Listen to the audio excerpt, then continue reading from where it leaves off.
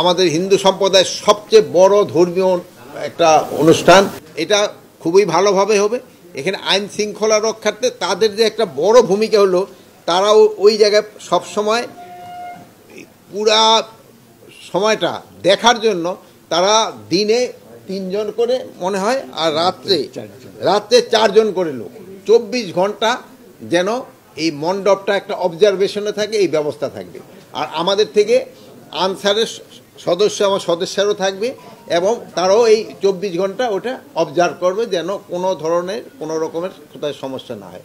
আমরা একটা নতুন অ্যাপসও তৈরি করে দিয়েছি এবং ওইটার মাধ্যমে যদি কোনো রকমের ঘটনা ঘটে, ওইটা সত্যতা আছে কিনা ওইটাও চেক করা, ওই ঘটনা যে ঘটছে ওইটা প্রতিকারও যেন সাথে সাথে নেওয়া যায়, ওইটার ব্যবস্থা করা হয়েছে। আর এই পূজা উপলক্ষে অনেক সময় আশেপাশে যে মেলাগুলি হয়, তারপরে ওখানে গাজার আড্ডা বসে, মদের আড্ডা বসে, এইগুলি কিন্তু এবার